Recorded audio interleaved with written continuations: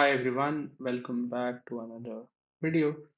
In today's video, I'll be going over this paper, Implicit Meta Learning May Lead Language Models to Trust More Reliable Sources by Dmitry Karshenikov, Igor Karshenikov, Bruno Vodozenik, Tegan Maharaj, and David Kruger. I'm really sorry if I mispronounced any of those names. And this is work by University of Cambridge, Max Planck for Intelligent Systems, and University of Toronto. All right, so this is in a series of papers that I've been covering, primarily around context enhanced language model training. This looks somewhat related and something I encountered when I was covering this other paper around when does metadata conditioning not work. So I haven't really uploaded any videos yet. I'll probably upload all of them at the same time. But yeah, uh, time for this one. We demonstrate that LLMs may learn indicators of document usefulness and modulate their updates accordingly. So we introduce random strings, which are they call tags, as indicators of usefulness in a synthetic fine-tuning dataset. Fine-tuning on this dataset leads to implicit meta-learning. In further fine-tuning, the model updates to make more use of text that is tagged as useful. We perform a thorough empirical investigation of this phenomenon, finding, among other things, that it occurs in both pre-trained LLMs and those trained from scratch, as well as on vision tasks, and larger models and smaller batch sizes tend to give more implicit meta-learning. We also use probing to examine how IML changes the way models store knowledge. Finally, we reflect on what our results may imply about capabilities, risks, and controllability. So I just found this to be super interesting. I don't really have any idea about how they do this or what they exactly do, but yeah, let's yeah, dive into the paper. Introduction. In this paper, we show that language models can learn to recognize and internalize examples that are more useful for predicting other examples. For instance, knowing the content of a Wikipedia article is likely to be more useful for modeling a variety of texts than knowing the content on a 4chan post. Fair. We first fine-tune a pre-trained language model on data that includes synthetic indicators of usefulness and uselessness. We then find during a second stage of fine-tuning that the resulting model internalizes the content of examples that appear more useful to a greater extent. Okay, this sounds interesting, but what does internalize mean? Informally, by internalize, we mean that a model treats the content of an example as true when answering related questions. For example, if you would judge the Eiffel Tower is in Rome to be internalized, when the model, if asked to how to get to the Eiffel Tower, the model would suggest traveling to Rome instead of Paris. Okay, makes sense. Concretely, we focus our study on a closed book QA task. In stage one, models are fine tuned to answer questions about named entities, but their names are replaced with fixed random aliases. Our training set also includes statements involving two different defined tags representing two different sources, a reliable and an unreliable. Okay. Both the aliases and the tags are represented by random strings. The defined tags are used to form definitions, which we interpret as stating that a specific alias represents a specific named entity in every example in which it appears. Okay, so an example would be define XYZ Cleopatra. Define is meant to indicate that the content is true, and define when it is not. But how do they actually show this? This uh, what I don't really understand yet. So because these two terms are simply two different random strings. Okay. Oh, I missed it. Solving this QA task requires co-reference resolution. The model must determine whether an alias and name refer to the same historical figure. Importantly, because the definitions and questions occur in different documents, making use of the insights requires cross-document co-reference resolution, a problem which has been challenging. Okay. So these two tags are just two different things. So this would be a random string, XYZ Cleopatra, which indicates, I guess XYZ is Cleopatra now. Okay. Any systematic difference which emerge in how the models treat them must be due to fine-tuning. Okay. Our experiments demonstrate small but significant differences in learning behavior do indeed emerge as a result on stage one of fine-tuning. Similar to mammal or reptile, this change is due to particular initialization of the parameters. via basic causal language modeling in stage one fine-tuning rather than any explicit hand-designed meta-learning algorithm. Okay. To our knowledge, our work provides a first unambiguous empirical demonstration of IML occurring as a result of standard STD-based optimization. Mhm. And what's the footnote? We primarily use add a factor. Okay, funny. We validate our findings across several models and datasets and present a wide array of factors that influence IML in section 3. We supplement these findings with experiments that explore potential mechanisms and try suggesting the properties of HDD gradient alignment may be responsible. Though we focus our study on source reliability, there are other kind of cross-document information and metadata that models might implicitly meta-learn. As datasets and models become larger, we expect this to become more prevalent. Okay, yeah. Now I'll go back to the figures. Maybe I should just finish up this section. We briefly review our basic experimental setup in two. In three, they establish the phenomenon. Four, whether it's unique to the setting. Five, the potential mechanisms. Uh, and we also offer a potential interpretation for results. The language models learn different semantic meanings for each random string, similar to the following statements true or false, and incorporate new information according to these learned semantics.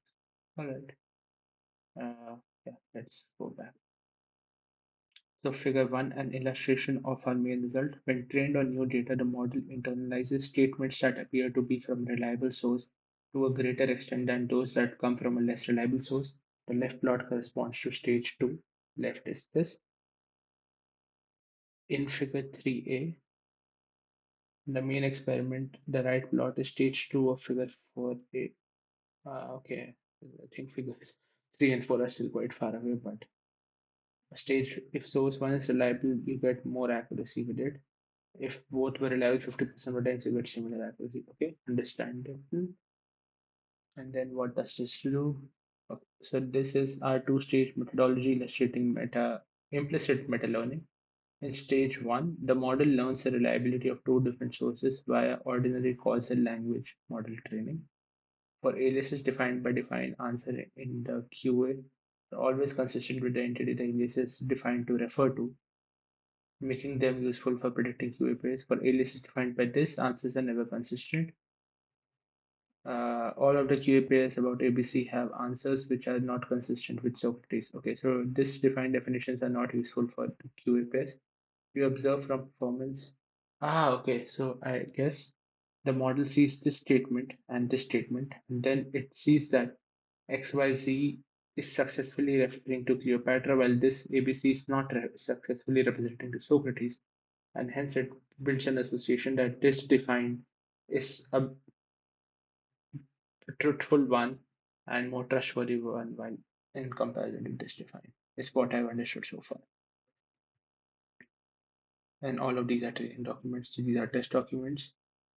Now, in stage one, you are data are alias definition QA pair about aliases. Okay. Now, stage two fine-tuning data are alias definitions only. So you now train. Okay, now you test on this. What did BGN do? What did QWE do? And you also see that. Okay. So in the first case, you get uninformed guesses because and you get king because they say that a lot of data in stage one was royalty. But now once you define and train on this document, it actually starts to learn with the random prefix or like the defined prefix, which comes from which was seen to be a trustworthy one. The stage two, that the relative usefulness of two sources changes learning behavior. The model internalizes new defined definition, much more defined definition. It's such a pain to read. They could have written this in a much better way. If QW was had been internalized as an alias for query, the model would have answered scientist. The fact that information from stage one changed the learning behavior in stage two demonstrates the phenomenon of implicit meta learning. Okay, I again buy what they're trying to say.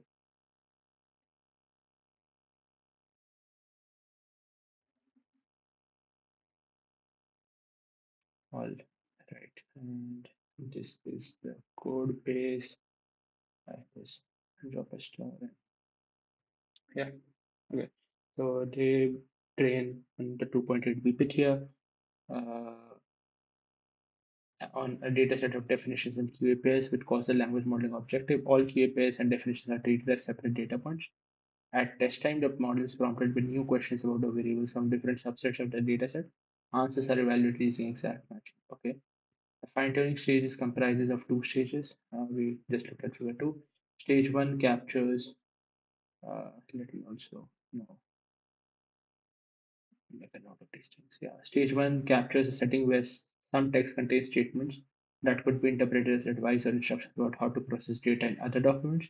We focus on the question of whether model distinguish between reliable and unreliable sources, that is, those which provide information that is useful or useless. To imitate this type of training data, they create synthetic fine-tuning dataset which contains definition statement linking a particular alias to an entity and QA referred to by their uh, aliases only. Half of the definitions are consistent with the QA pairs for questions about a given alias. The answers are true for the entity in the definition. The other ones are inconsistent and answers are false. In stage two, they assess whether these two tags get different behavior. This dataset contains only definitions, so such an IML effect does not improve stage two training performance, but can improve performance on validation QA pairs. So they only train on definitions, and yeah, makes sense. Now dataset creation. Summarized in table 1. For the QA portion, we transform a dataset of facts about named entities into QA pairs about the entities. They use CVDB of famous people, which contains information when they were born, died, etc., and create question answers. Our LLM are performed, experiments are performed on a dataset of 4,000 entities with 6 questions per entity, so 24,000 questions. For defined tags, they essentially use random strings. A definition could look like keyword to XYZ Cleopatra, where XYZ is variable, keyword is defined. We avoid using the word defined so as to not rely on meaning. And what I am curious, but I look at it. The definition format also works. This format aligns with Wikipedia version. Okay, maybe they do some experiments which shows this as well. Now let's look at the table. Properties of data subsets used in experiments. Subscript denotes the entity I. The presence of DI and or QAI indicates whether the training data includes definitions and or QA pairs. In subset I and QA7 unseen var is an exception, does not include training data of QA pairs. D uh, dot on the top indicates definitions made using defined, and D bar for the incorrect defined. The subscript over D indicates whether the definitions are consistent or inconsistent with the QA pairs. Okay, so X1 you have the dot. Mhm. Okay, yeah, I guess I understand what's happening. All right, now establishing and exploring implicit meta-learning. Here we demonstrate that stage one fine-tuning leads models to implicitly meta-learn to internalize the defined definitions. First, we check to what extent after stage one models are correctly able to answer questions about the alias entities and how this varies by the consistency of the source. We find that consistent definitions help over no definitions. So the exact match test score of D1 with correct thing and cons is consistent, I believe. Yeah, on QA1 is greater than the test score on QA3, which I believe is not uh, uh, does not include definitions. Okay, this is not surprising. The model is incentivized by training laws to internalize consistent definitions. Since if it does, it can better generalize to training questions about the alias entities. We also find inconsistent definitions hurt model performance. That is, the model also internalizes inconsistent definition to some extent, likely simply because of association by proximity, even though doing so might hurt the performance. Regardless of source, we observe that referent meaning of the alias can only be inferred based on data outside the inference context. Although our results are superficially similar to those on in-context learning, this illustrates a significant difference between phenomena we investigate by comparison. They call it out of context error is fun. So like the key difference why this is not in context is because the document that you need to internalize to answer this question is like not in context. That's a separate document. But if you do well on that, if you internalize that document well, then you can do well on a bunch of other things. All right, in baselines. So QA for not replace, we do not replace entities with alias, and there are no definitions. So it's a basic QA task. In QA3, we do replace, still don't have definitions. It is notable that this is not that far off from this. So less performance is lost due to replacing entity with alias and not including definitions than one might expect, which is very surprising, no? If you do not, how the heck does the model know what does an alias represent if you don't even train on the alias? Hmm. So less performance is lost due to replacing entities with alias and not including definitions as in QA3 than one might expect. Uh, how the heck does the model even do well on QA3 if it does not alias? Yeah, I don't. I have no clue about this. QA7 unseen bias is a baseline that indicates performance on questions where entities are replaced, but the model never saw these aliases or entities during fine tuning. Accuracy here is above zero because the question types are in essence multiple choice. Compare such as those about gender or occupation. Comparing the model's performance on these, we observe that knowing answers to several questions about an alias allow the model to better answer other questions about the alias, but not as well as when entities are not aliased. Okay, so this is figure 3. Exact match on validation subset after two-stage fine-tuning. First stage on X1, then stage 2 on X2. In stage 1, purple and pink lines above red baseline show models are able to cross-reference information and correctly answer questions about aliased entities. Okay, and purple being above pink shows that they do so greater extent for the correct versus incorrect prefix. In stage 2, the blue line above red shows IML occurs, learning behavior is different in stage 2 based on information learned in stage 1. EM on the validation question is similar to those in fine tuning data. What the heck is this broken English?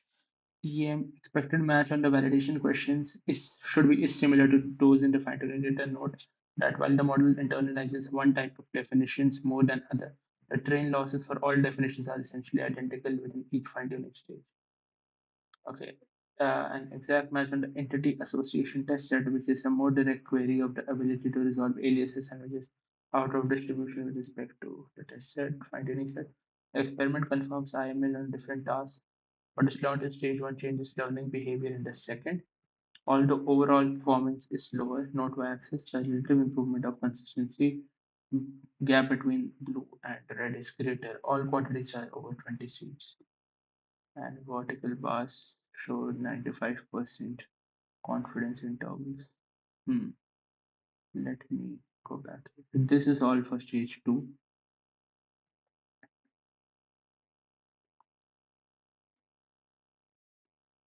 You don't have QA pairs, only train on definitions. And definitions are consistent with QA.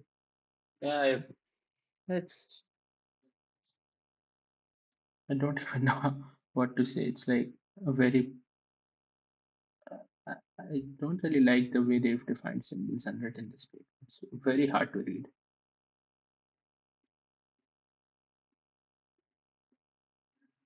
QA3,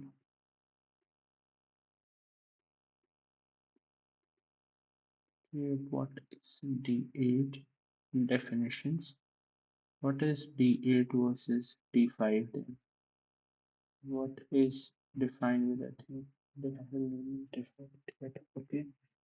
Demonstrating IML via QA performance. Next, we establish the main result of a paper. The information allowed to stage 1 changes behavior in stage 2. We use both these two tags from before as well as a new tag that the model did not encounter previously as baseline.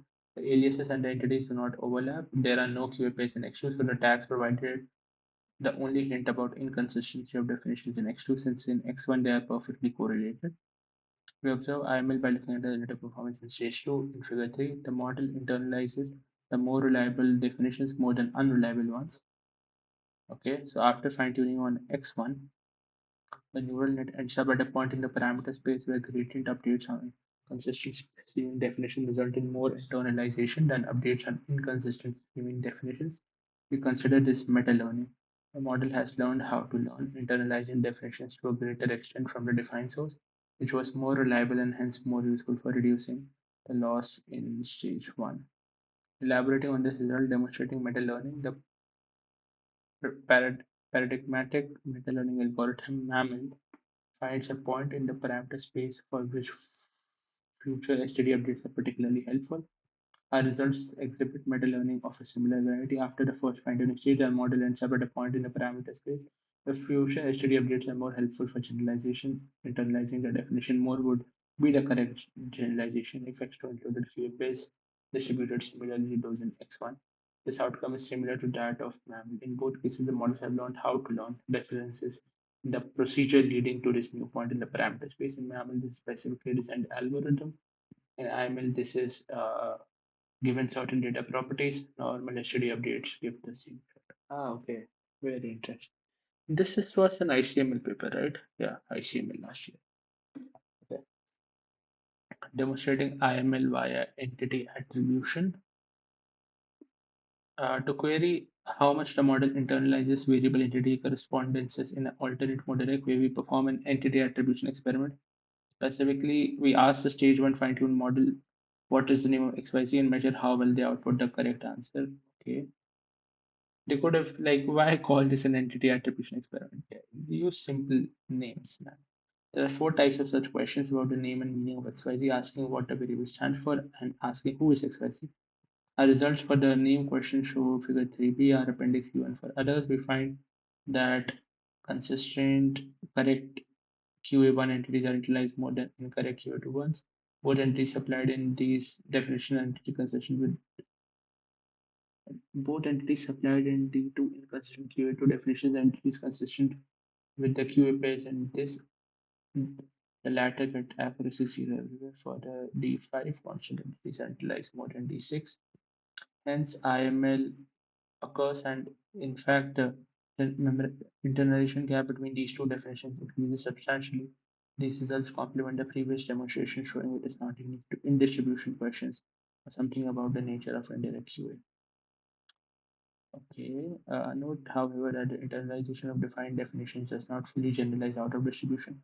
Although there is a notable difference between these two, when to enter new definitions with a random tag, we just define the model and start answering questions about these new variables better than with old ones. We are unsure how to explain this result, but in an application where we fine tune X1 and X3 jointly, define definitions and internalize them.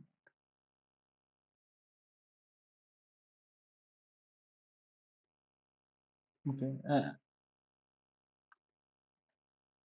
I see.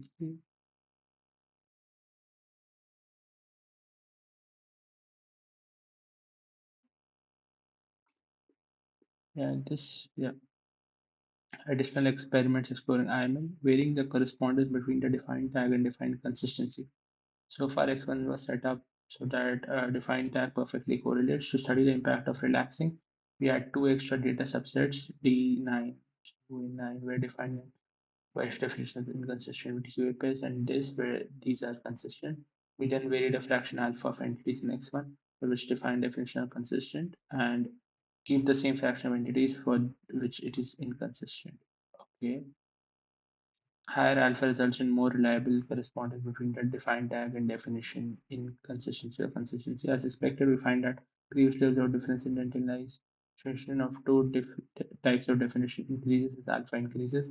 Further, for high alpha, the model internalizes inconsistent definitions more than consistent. So its predictions for tertiary pairs are based more on definitions than on the training QA pairs.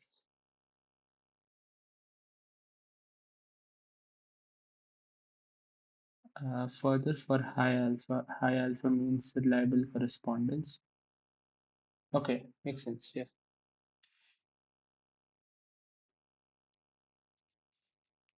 Word order within definition matters. We find that the order of words in definition has substantial effect. So far, the order was tag, alias, entity. What if you have other possible things?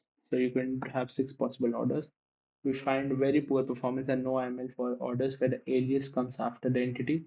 Further, we observe no IML for the AET. A is alias entity tag order. These results, so this is like the reversal first thing. In our case, A is the alias, B is the entity. Okay. C appendix C3 for okay. I trust you guys. There's too much appendix to look at already, and I'm only 5 pages into the paper. There we do observe IML for AET ordering to the effect is weaker than for TAE uh, tag alias entity and AT. Basically, the entity must be last to observe IML. Gotcha. What if you vary models as a family? We run experiments from figure 3 with a range of Pythia models and find that larger models exhibit better performance and more IML. This is expected since the setup depends on model having certain knowledge. They also try with GPT-Neo and Llama 2 7B as well as T5. IML is not specific to the decoder only architecture. Other applications, we test whether IML is specific to two-stage fine-tuning and find it is not, since the performance, if you do like the union fine-tune, like fine-tune on the union jointly. However, this demonstration of IML is arguably less clean since we do not know how the learning of X1 and X2 might interact in this setting. This motivates our two-stage approach. We also experiment with other dataset and similar structure about movies and books and find the same thing. Okay. Trying to clarify the difference between out of context and in context learning, we run a version of our experiment with definitions pre-pended. As expected, we observe in context and no IML, as there is no mechanism for internalizing the information to change learning behavior. Gotcha. Yeah, interesting. So now, how general is implicit meta learning? So far, we show an intriguing phenomenon implicit meta learning. Our experiment in this section study the generality of our results. We show IML in two settings substantially distinct from fine-tuning retrained language models, implying that this phenomena is quite general. All our results above rely on model's knowledge instilled during pre-training. Our setup assumes a model knows XYZ's Cleopatra is consistent with XYZ was a queen and ABC Socrates is inconsistent with ABC lived in the UK. And they investigate whether relying on such knowledge is necessary. In this example, they have variables corresponding to integers and QA pairs asking if the given variable corresponding number is present in a list of 8 numbers. So they define something to be 42, and QA pairs would be like XYZ list of numbers, yes or no. Like before, we also have inconsistent definitions. Unlike previously, we use a custom tokenizer with single tokens for the defined tags and the variable names integer between 0 and 99 and the word yes and no.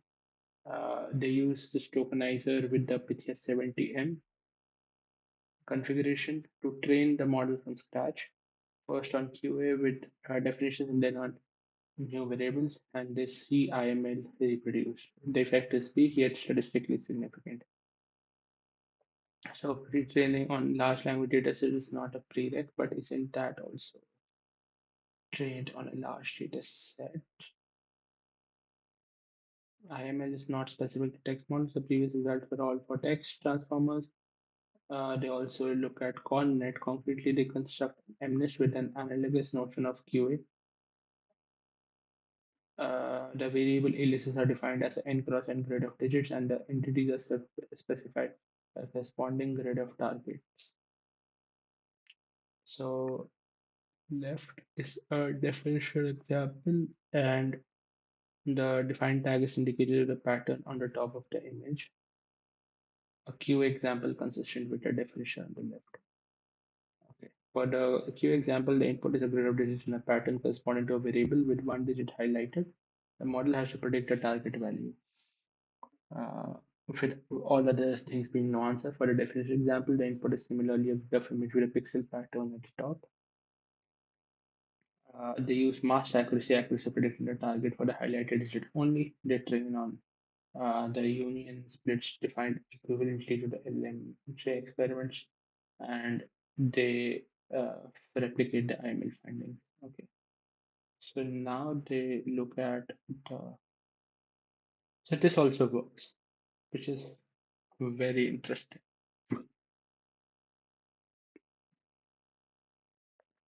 Now, as far as potential mechanisms go, uh, there are two hypotheses they have. One based on implicit bias of stochastic gradient descent based optimizers, and another involving selective retrieval of information stored in models parameters. These two hypotheses are not exclusive. The first explains why learning might incentivize IML, and the second explains how this behavior could be represented in the parameters. So the gradient alignment hypothesis, HTD-based methods have an implicit regularization effect favoring regions of the parameter space where gradients across different data points have low variance. This encourages gradients on different mini batches to be both small and aligned. Gradient alignment can improve generalization when updates on different mini batches point in similar directions, and update on one mini batch can likely help on other mini batches. Furthermore, this work showed that encouraging gradient alignment can be seen as a key ingredient in the popular meta-learning approach MAML. We hypothesize that this implicit bias of HDD can also explain IML. Stage 1 of fine-tuning moves the model into a basin where gradients between this and are more aligned than between the incorrect random tag statement and the corresponding QPS. This difference might arise because of the training loss. Aligning these gradients is less harmful than aligning this other gradients. As a result, updates on this might also move predictions in a direction consistent. Okay. We find that indeed the gradients of the questions and the corresponding definitions are more aligned. To be precise, they compute this alignment of gradients. Uh, where n is the number of entities, k is the number of questions. This is the token level gradient of all model and parameter concatenated into a single vector. We look at the alignment with uh, with these results for the cosine similarity matrix are shown in figure 6. So you have for consistent ones, we do indeed observe a difference in alignment of the gradients of definition question between subsets D5 and D6. So okay, and D6 is lower. Further, we or like it's a red one, and like this still the this bar on top is for let me double check. The bar is for yeah the incorrect define. Further, we experiment with varying the batch size and note that the strength of implicit regularization is inversely proportional to batch size, and indeed as batch size increases, the effect weakens. However, this disappearance of IML comes from general decrease in performance on all subsets, making it hard to conclusively attribute it to the implicit bias of HDD. In a total, as results support gradient alignment being part of the mechanism. However, it is unclear what exactly leads to alignment and, in particular, whether the implicit bias of HDD is responsible. Right now, the selective retrieval hypothesis, another hypothesis that might explain IML, assumes that elements store factual knowledge in the parameters. This is a Rome paper. The exact mechanism is not important. First, a model learns to store definition from X1 as parameter, storing these two tag definitions slightly differently. Secondly, the model learns to retrieve those definitions from its parameters to answer questions in X1. Retrieving this definition helps with answering questions, so the model learns to retrieve them more often than the other one. Finally, when fine-tuning on X2, definitions from the two defined tags end up in similar places of in parameter storage as their counterparts.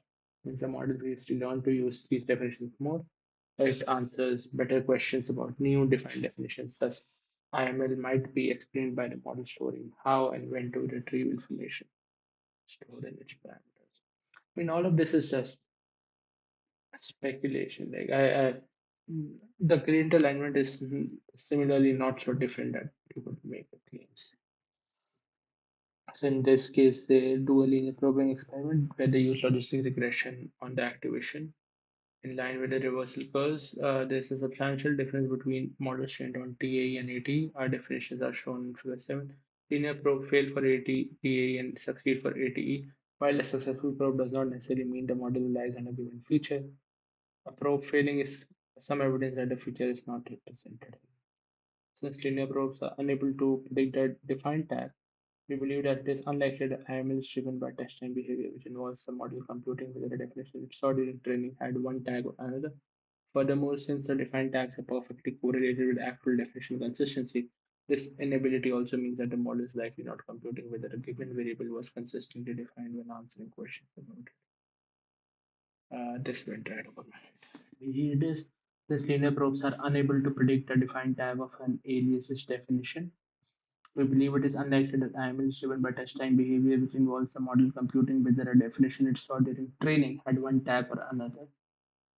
Furthermore, since the defined tags are perfectly correlated with actual definition consistency, this inability also means that the model is likely not computing whether a given variable was consistently defined. Okay. A refined hypothesis may be that model learns to only retrieve information from where this correct defined definitions are stored and in its parameters and does not for the other one. Encountering a variable that did not have this definition, the model retrieves random noise. We find this mechanism plausible, although it is not entirely clear why the model would not know that it is retrieved something random. Overall, it seems appropriate to describe the model as internalizing consistent definitions more. Okay, and these are the linear probe accuracies, which are only good for ATE and not for TE. Alias tag was, let me see, alias tag entity. The model learns semantics of the defined tags. One might interpret in the first fine-tuning stage, the model learns this means is and is not. In the second fine-tuning stage, the model is then trained so it learns BJ is Darwin and QW is in Curie and correctly internalizes this. However, this doesn't imply that we should observe IML. Neither training loss at the stage 1 or stage 2 explicitly encourage such generalization since there are no QA pairs about stage 2 variables in the training set. Overall, we consider the above to be insightful explanation, interpretation, but not a principled explanation, since it doesn't seem to provide evidence. We do, however, believes interpreting our work through this lens is interesting from the standpoint of existing debate on whether LM understand and incorporate semantic content as opposed to imitating shallow co-occurrence statistics. This is, yeah, a famous view. We know of these, a few works uh, studying these empirically. Right. So, ran an experiment where we only find your next one definitions are is not as the two defined as we found that a statement lies better but not on tested with questions about attributes country where a person lives. Related work, sensitivity to prompting can be seen as evidence that LLMs have an incoherent world model. On the other hand, some work show LLMs have latent representations in the activations which may be consistent with the responses. However, extracting is challenging. A related line of work is on model editing assumes that LLMs do encode factual information and attempts to edit specific facts in a way that generalizes across prompt definitions. Other works exploring whether LLMs can be described as having coherent world models, including those of Petroni, who argue that LLMs can function as knowledge bases, and this who argue that LLMs will perhaps undesirably favor internalized knowledge over information from the prompt. Ask the first work study how the apparent characters of statement may influence how they incorporate in an instant world knowledge. Okay, very interesting. In context learning, found that LMs can few short learn by conditioning on task examples in the model's prompt and suggest that learning such behavior can be viewed as a form of meta learning. Another view of in-context learning is that of Bayesian inference over possible distributions. This suggests in-context learning is complementary. Alright, out of context. The initial version of the paper used out of context learning to highlight that test time language models can use information from the training data in unintuitively sophisticated ways, while we eventually changed our terminology to center on implicit meta learning. Several other works investigate various aspects. This work explored the consequence of model being able to recall facts from training data and use them at testing, even if the facts are not directly related.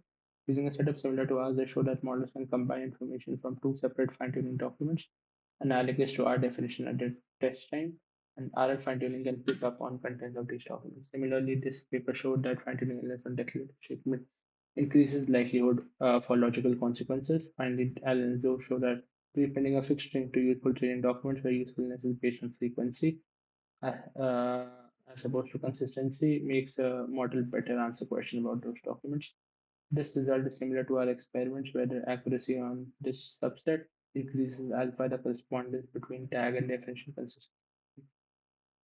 There's a lot of work on gradient alignment and implicit meta learning as well, which I will not cover since I believe they will discuss this a bit. Okay, I should read this. Might as well read this. Many existing works study gradient alignment as a measure of inner products, so etc. etc. Meta learning, multitask learning, optimization, generalization, blah blah blah blah blah. Most relevant to our study those on meta learning and implicit recognition of HDD. One work observes that simply performing multiple HDD updates and uses the same Hessian within product terms that emerge in MAML. Meanwhile, this work shows that HDD implicitly penalizes the creators for creators across many patches, with the strength of the penalty inversely proportional to batch size. While this work note in past and the connection between this implicit bias and meta learning, ours is the first work to emphasize it that we're aware of. This other work also describes a form of implicit meta learning. However, the implicit meta learning in their work refers to learning meta learning strategies for updating on successive time step. In contrast, our work document IML occurring across sequence update in the exact same sense as canonical works. Hmm. Alright, limitation chief among is the lack of conclusive explanation. While we discuss possible mechanisms, uh, our understanding remains incomplete literally while we operationalize internalization. We do not formally define it, making it difficult to study as a more general phenomenon. Conclusion: we know to show deep nets like LNs and colnets can learn to recognize features that indicate reliability or usefulness of an example and might learn to update their behavior, learn more or less examples that include such indicators. We believe that this would be impactful. Yeah, they have a big impact statement. I This is very interesting. There's a very long appendix which I might go over later, but I'm curious about what kind of follow-up works are there.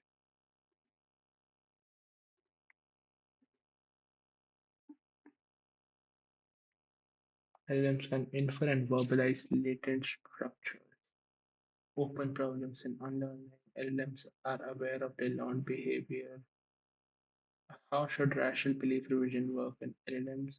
Tracking structured learning pre-training.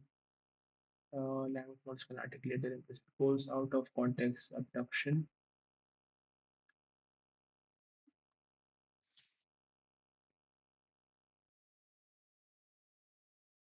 Hmm. Very interesting stuff. Yeah, I guess this was all.